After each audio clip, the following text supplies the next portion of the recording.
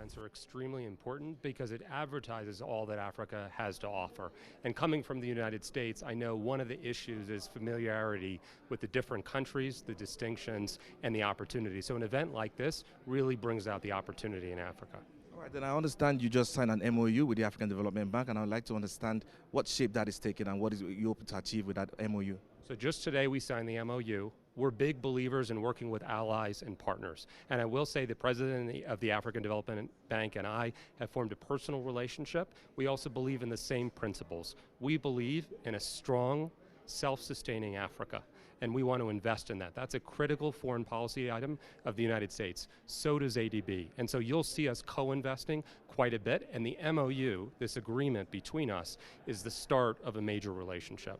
All right, I understand that you are the pioneer CEO of the America's Development Bank. I'd like to understand the bank's mandate and what Africa means for the bank going forward. So we believe in a major focus on development. And what we're really excited about, look at the growth rates in some countries in Africa. Look at the shift in the last couple decades. I will tell you, I started out my career working in South Africa. Actually worked for a government agency because growing up, I was inspired by Nelson Mandela and his story. Look at the stories that are emerging from Africa. Ethiopia, where I'm going tomorrow. What an inspiring story where action is following hope. And so we are really excited about the development opportunity. Our goal is to drive significant development in the continent.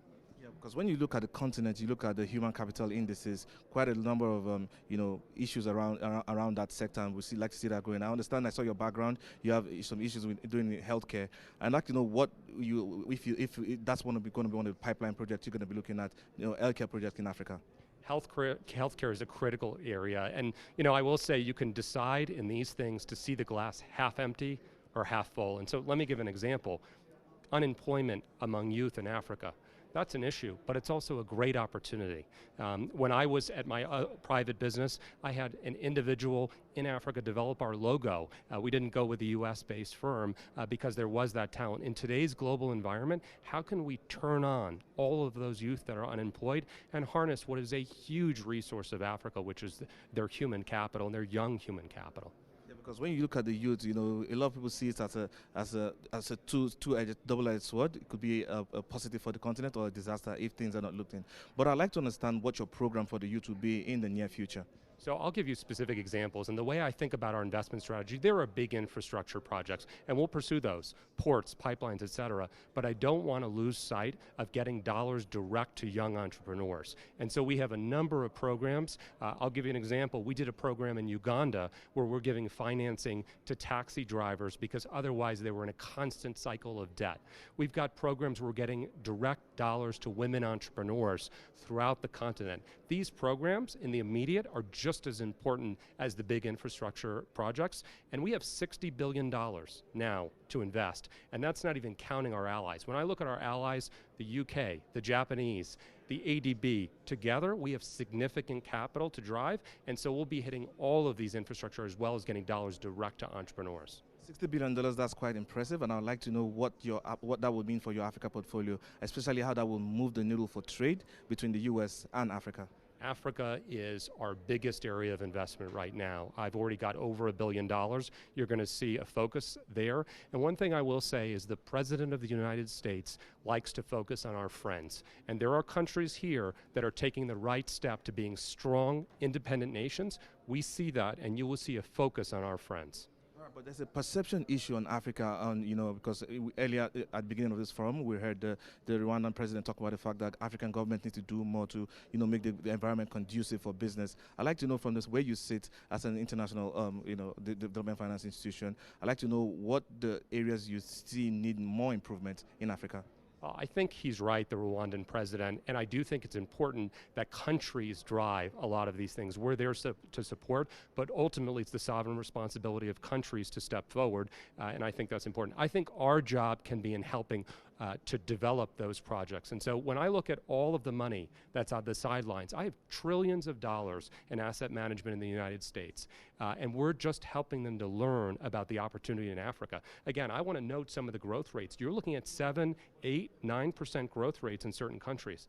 That's pretty impressive. And here we have a function where we have a lot of potential to invest in deals and not enough capital. That's the opposite of what we have in the United States. And so it's our job to work directly with countries to identify these opportunities for private investors and bring that private capital into Africa. And I want to do it in a sustainable way. This isn't about handouts. It's about sustainable investing so that private capital can continue to invest in these countries. And I would like to understand the medium to long-term strategy you're going to deploy in engaging Africa. Sorry, ask that question one more time. Yeah, the medium to long-term strategy you're going to use you're going to deploy to engage Africa. So I think in the short term, we've got to get money direct to entrepreneurs, right? That's going to make a big difference in the short term. In the medium to long term, it's about infrastructure spend, right? And so I need to make sure energy, pipeline, ports, et cetera, that these are all shored up because there's so much opportunity on the continent. And we've been talking with foreign leaders all this week. I mentioned we're headed to Ethiopia tomorrow to have these conversations. There is so much opportunity and we're excited to be a part of it. I would like to understand the feedback you're getting from the African presidents you're engaging. Yeah, what we generally hear is we need an alternative. There are folks out there that are talking about investing in their countries. The problem is they're interested in indentured servitude through debt. They're not focused on rule of law. The quality of infrastructure is not high. So who is the United States? What kind of partner is the United States and what alternative?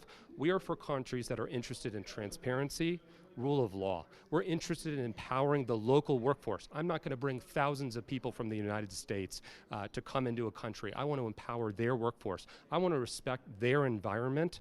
And most of all, we really want to ensure that quality infrastructure is built. This stuff is not free when it comes from alternatives, and you get what you pay for. What you'll get from us and our allies is a high-quality infrastructure spend that will last.